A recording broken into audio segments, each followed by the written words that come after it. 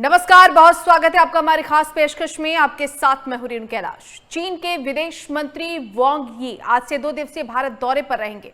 चीनी विदेश मंत्री का भारत दौरा कोई संयोग नहीं है, बल्कि वैश्विक राजनीति में चल रही उठापटक के बीच वांग यी का भारत आना अमेरिका को सीधा और स्पष्ट संदेश है, क्योंकि डोनाल्ड ट्रंप चीन को भी कई बार निशाने पर ले चुके हैं और भारत से भी बैर मोल ले चुके हैं, जिसका प्रधानमंत्री नरेंद्र मोदी कड़ा और स्पष्ट जवाब दे चुके हैं। विदेश मंत्रालय ने बताया है कि चीनी विदेश मंत्री वांग यी अपनी भारत यात्रा के दौरान विदेश मंत्री एस जयशंकर और अजीत डोभाल से मुलाकात करेंगे। दोनों के बीच कई अहम मुद्दों पर चर्चा होगी।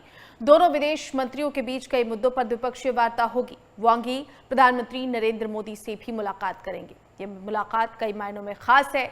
इस मीटिंग का एक बड़ा कारण यह भी है कि चीनी विदेश मंत्री पीएम मोदी से ऐसे समय में मिल रहे हैं जब कुछ ही दिनों में 31 अगस्त से 1 सितंबर तक शंघाई सहयोग संगठन शिखर सम्मेलन के लिए पीएम मोदी चीन जाने वाले हैं, जहां पीएम मोदी और चीन के राष्ट्रपति के बीच मुलाकात होगी।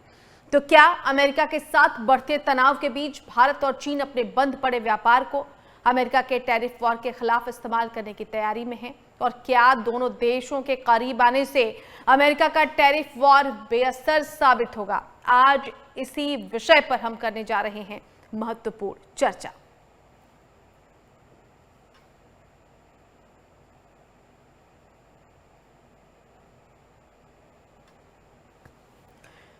और इस चर्चा को आगे बढ़ाने में हमारे साथ जुड़ रहे हैं रक्षा विशेषज्ञ यूके देवनाथ जी। बहुत स्वागत है सर आपका। और एपी सावरिया, पूर्व राजनयिक, सर आपका भी बहुत बहुत स्वागत। सबसे पहले यूके देवनाथ जी आपके पास आना चाहेंगे। किस नजरिए से देखा जाए भारत और चीन के बीच अब क्या इतने सालों से जो बर्फ जमी है अमेरिका के टैरिफ वार के बाद, अब ये यात्रा उस बर्फ को पिघलाने का काम करेगी? कितनी महत्वपूर्ण है ये यात्रा दोनों देशों के लिए? बहुत ही महत्वपूर्ण यात्रा है। खास तौर से अगर हम देखें, गलवान युद्ध के बाद भारत और चीन आपस में कई राउंड्स वार्तालाप कर चुके हैं कोर कमांडर लेवल पर, और कई राउंड्स वार्तालाप कर चुके हैं विदेश मंत्रालय के लेवल पर। इस यात्रा के दौरान फिर से यह बात की जाएगी कि भविष्य में गलवान जैसी दुर्घटना को या मिसअंडरस्टैंडिंग को कैसे अवॉइड किया जाए। भारत और चीन के बीच में व्यापार जो है 120 बिलियन डॉलर से भी ज्यादा का है, यानी करीबन भारत चीन के साथ उतना ही व्यापार कर लेता है जितना व्यापार भारत और अमेरिका का है। अब इस विजिट के दौरान जब वो एनएसए श्री अजीत डोभाल से मिलेंगे तो जाहिर बात है कि भारत का जो पर्सपेक्टिव है एलएसी पर, उस पर बातचीत होगी। दोनों देशों के बीच में कॉन्फिडेंस बिल्डिंग मेजर्स और क्या क्या लिए जाएं, उस पर भी बात होगी।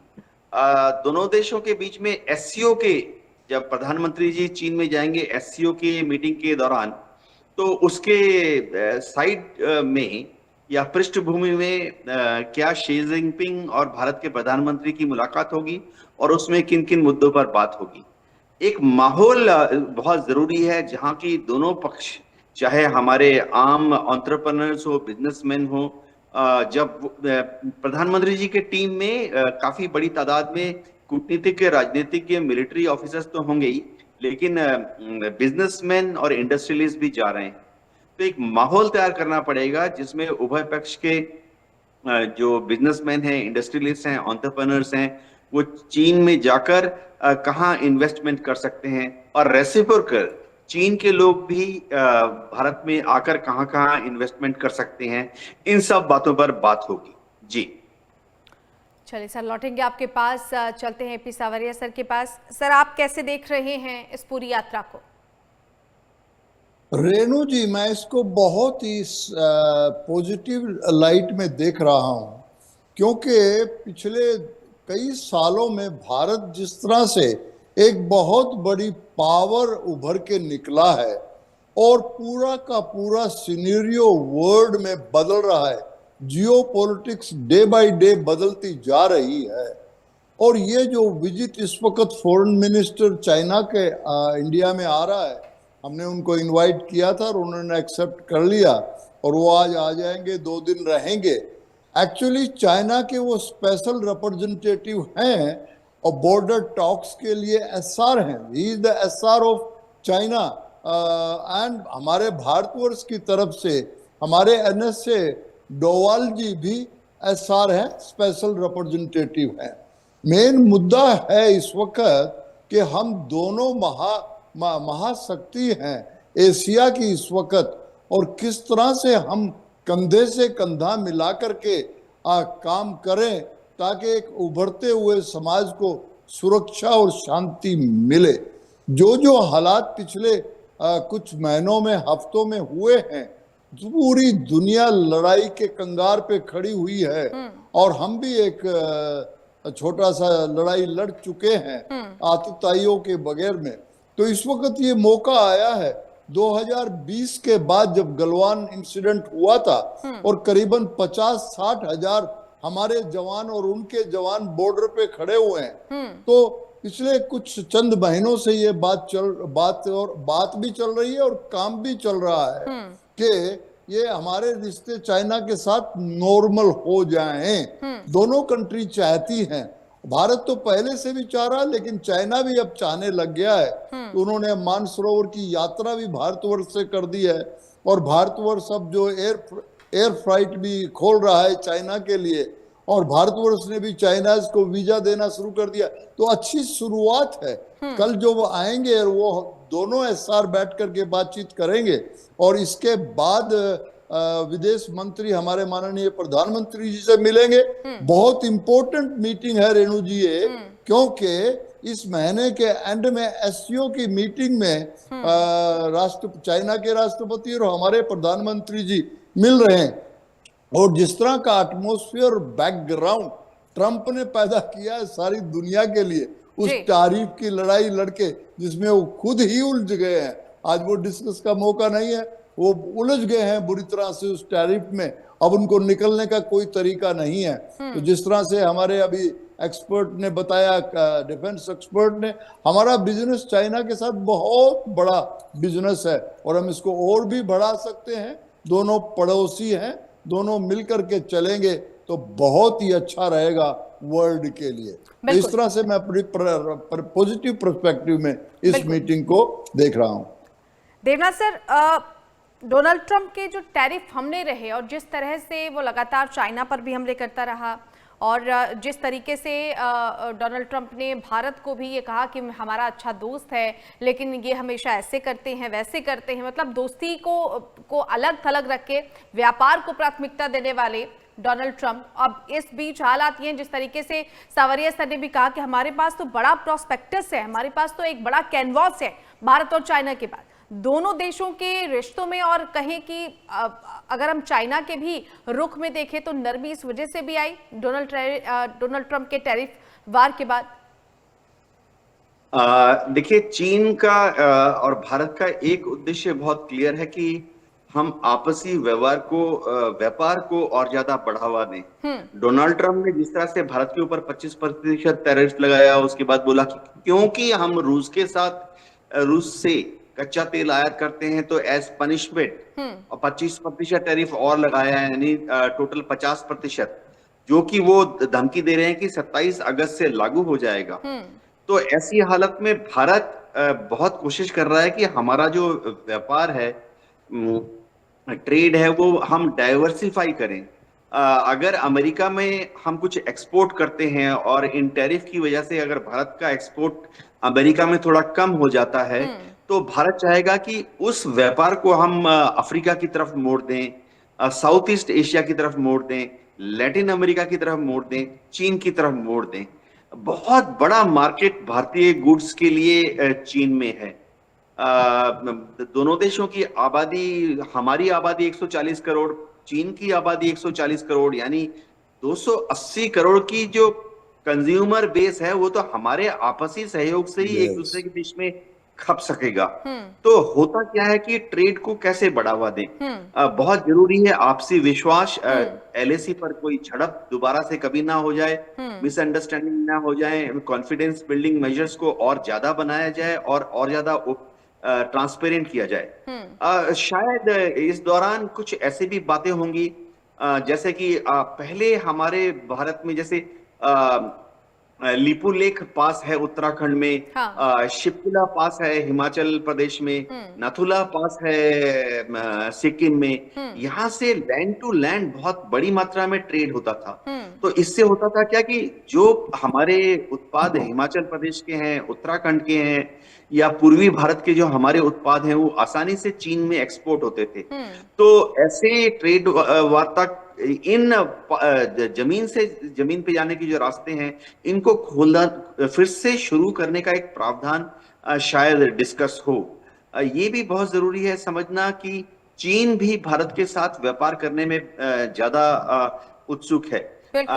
हमारी जो फार्मास्यूटिकल इंडस्ट्री है, उसका जो बल्क प्रोडक्ट है, भारत दुनिया के अग्रणी देशों से है जो कि रिटेल सेल के लिए दवाइयां बनता है। लेकिन उसका जो बल्क प्रोड्यूस है, यानी बड़ी मात्रा में प्रोडक्शन होता है चीन में, और हम चीन से भारत में इंपोर्ट करते हैं। तो उसको किस तरह से और ज्यादा एफिशिएंट बनाया जाए। हम चाहते हैं कि फार्मास्यूटिकल प्रोड्यूस हम जब भारत से दुनिया के सारे देशों को एक्सपोर्ट करते हैं, तो चीन के साथ अफ्रीका में हमारा कोई क्लैश नहीं होना चाहिए। चीन के साथ हमारा जो फार्मास्यूटिकल इंडस्ट्री है, उसका कोई क्लैश या साउथ ईस्ट एशिया में नहीं होना चाहिए। तो इस पर बातें आगे बढ़ेंगी। बिल्कुल जी सर, लौटेंगे। एक छोटे से ब्रेक का वक्त है और ब्रेक के उस पार भी आप दोनों खास मेहमानों से चर्चा जारी रहेगी। तो भारत और चीन का साथ क्या अमेरिका के टैरिफ वार का कोई तोड़ निकाल पाएगा? भारत और चीन करीब आ रहे हैं, आज वांग यी की यात्रा शुरू होने वाली है, और क्या अमेरिका का टैरिफ वार बेअसर होगा? ये एक बड़ी चर्चा का विषय है।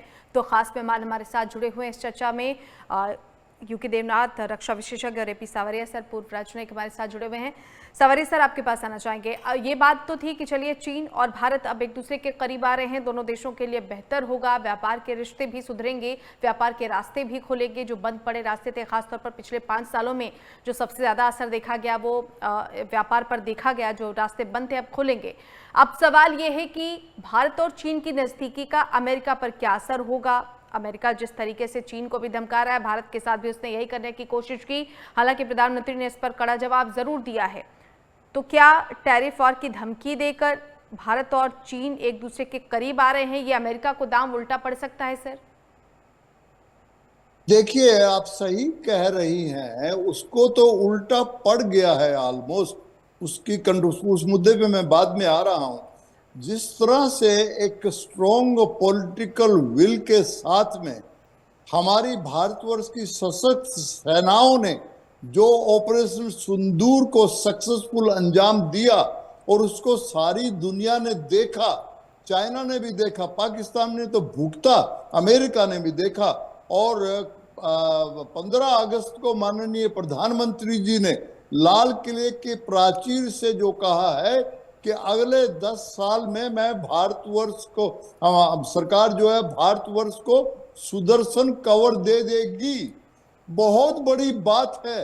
इस वक्त हर एक कोई कंट्री चाहता है कि भारतवर्ष के साथ मिलके काम करें।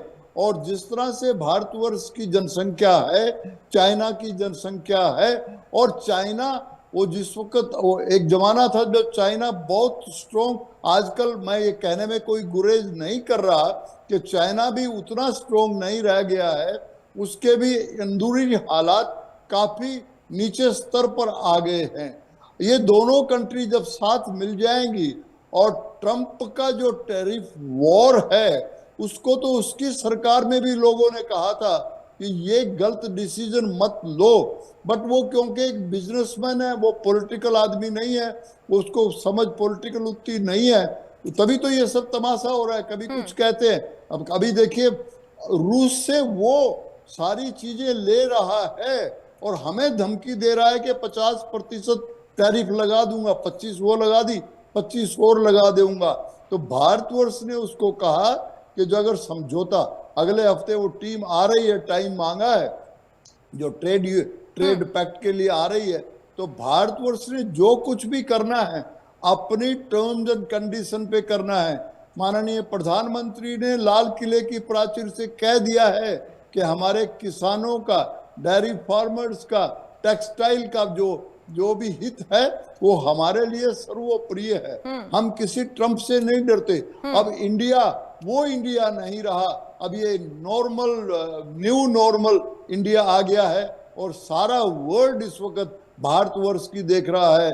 हमारी जनसंख्या इस वक्त हमारे लिए असेट बन गई है और तभी चाइना के रुख में भी बहुत सुलझाव आया और हम तो खुद चाहते हैं कि चाइना के साथ कोई हमारी दुश्मनी नहीं है और चाइना ने भी अब हमारी ताकत देख ली है पाकिस्तान के इस छोटे से एक दिन के युद्ध में। देवराज सर, आपके पास भी आना चाहेंगे। जिस तरह से अमेरिका की अगर हम बात करते हैं, दोहरा चरित्र, शांतिदूत बनने की भी कोशिश, कभी यूक्रेन के साथ, कभी रशिया के साथ, रूस के साथ भारत को धमका रहा है कि आप तेल खरीदते हैं वो हमारी नीतियों के खिलाफ है, आप ऐसा नहीं कर सकते हैं। रूस के राष्ट्रपति के साथ उसके बाद गलबैयां डालकर घूमना, और जिस तरह से अमेरिका का ये दोगलापन है, हालांकि भारत इसको अस्वीकार कर चुका है और कर भी रहा है। वर्तमान परिस्थितियों में अगर हम देखें तो अब अमेरिका धीरे धीरे अलग थलग पड़ेगा अगर विश्व के अन्य देशों की एकजुटता सामने आ रही है। खासतौर पर अगर हम भारत और चाइना की बात करते हैं, ये दो वैश्विक महाशक्तियां हैं सर। इसमें कोई शक नहीं है कि अगर हम भारत को और चीन को मिला लें, चाहे पॉपुलेशन हो, चाहे एक दूसरे की जो इंडस्ट्रियल आउटपुट है, जीडीपी को मिला लें, इसमें हम रूस को भी शामिल कर लेते हैं, तो जैसे हम बात कर रहे हैं भारत, चीन और रूस, तीनों देश ही ब्रिक्स के मेंबर हैं, एससीओ में भी अब बातचीत होगी।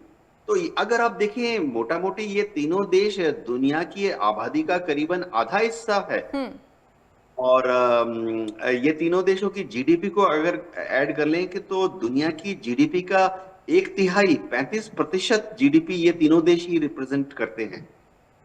अमेरिका से डोनाल्ड ट्रंप जो हैं बिजनेसमैन हैं, रियल एस्टेट डील करते हैं, उनको मालूम है कि जैसे जमीन या होटल खरीदना बेचना होता है कि पहले दूसरे पक्ष की जमीन या होटल की कीमत कुछ तिकड़मबाजी करके कम करवा दो और तिकड़मबाजी के बाद जब उसके होटल की कीमत, शेयर प्राइस डूब जाए तो उसे खरीद लो सस्ते भाव में। तो वो रूस के साथ, भारत के साथ, चीन के साथ इसी पैंतरे का इस्तेमाल करते हैं। अभी जो 25 तारीख को उनकी बिजनेस डेलीगेशन ट्रेड वार्ता के लिए आने वाली थी, 27 अगस्त को जो डोनाल्ड ट्रंप ने धमकी दी है कि हम भारत पर 50% टैरिफ लगा लेंगे अगर 27 अगस्त के पहले भारत कुछ इंडिकेशन नहीं देता कि हम रूस से कच्चा तेल का आयात या तो बंद कर देंगे या आस्ते आस्ते कम कर देंगे। तो उसके मद्देनजर 27 अगस्त के इस बहुत ही इंपॉर्टेंट इवेंट के मद्देनजर अब भारत और अमेरिका का जो ट्रेड डेलीगेशन आपस में द्विपक्षीय वार्तालाप के साथ 25 अगस्त को मिलने की बात थी, वो अब वो पृष्ठभूमि में चला गया, वो नहीं आ रहे हैं क्योंकि एक माहौल पैदा होना चाहिए। जब भी द्विपक्षीय ट्रेड वार्तालाप होती है, जैसे हमारे तरफ से भी हमारे वाणिज्य मंत्रालय के अफसरान वहां रहते, हमारे तरफ से भी हमारे फाइनेंस मिनिस्ट्री के अफसरान वहां रहते, हमारी ट्रेड बॉडीज वहां रहती 25 तारीख को, लेकिन माहौल नहीं क्रिएट हो रहा है, आपसी बातचीत, भरोसा नहीं रहा। डोनाल्ड ट्रंप जो हैं वो एससीओ से डरते हैं, इस्तेमाल कर ही लेता हूँ इस शब्द को, ब्रिक्स से डरते हैं। उनको लगता है कि ऐसा ना हो कि एससीओ, ब्रिक्स और इस तरह के दूसरी जो संगठन है सब इतना मजबूत हो जाए कि अमेरिका को भविष्य में चैलेंज दे दें। एक बात जो लहर चल रही है कि अब डॉलर, पेट्रो डॉलर की जो इकोनॉमी है उसको चैलेंज करने के लिए ये सब देश अपना एक ब्रिक्स करेंसी बना ले, तो इससे डोनाल्ड ट्रंप जो कि बिजनेसमैन है वो बहुत ही विचलित हैं जी। लेकिन उनको ये समझना पड़ेगा कि भारत से अगर व्यापार करना है तो दोस्ती करके भारत के साथ ज्यादा व्यापार कर सकते हैं अमेरिका के लोग, धमका कर हमारा बिल्कुल अनुरोध कर अगर जी बिल्कुल, और भारत को आंखें दिखाकर नहीं किया जा सकता और विश्व का कोई देश अब शायद ही ऐसा करने की साहस और ताकत रखता हो, क्योंकि जैसा कि सर ने कहा कि ये नया भारत है और ये नया नॉर्मल भारत है। बहुत बहुत धन्यवाद यूके देवनाथ सर आपका इस चर्चा में जुड़ने के लिए, और एपी सावरिया सर आपका भी बहुत बहुत शुक्रिया हमारे साथ इस चर्चा में जुड़ने के लिए। तो भारत और चीन के करीब आने के बाद अमेरिका का दांव उस पर भारी पड़ सकता है। इन दोनों देशों की मुलाकात के बाद अब क्या अमेरिका को कोई और दांव चलना होगा या अमेरिका को अपने रुख में नरमी लानी होगी, ये देखना दिलचस्प होगा।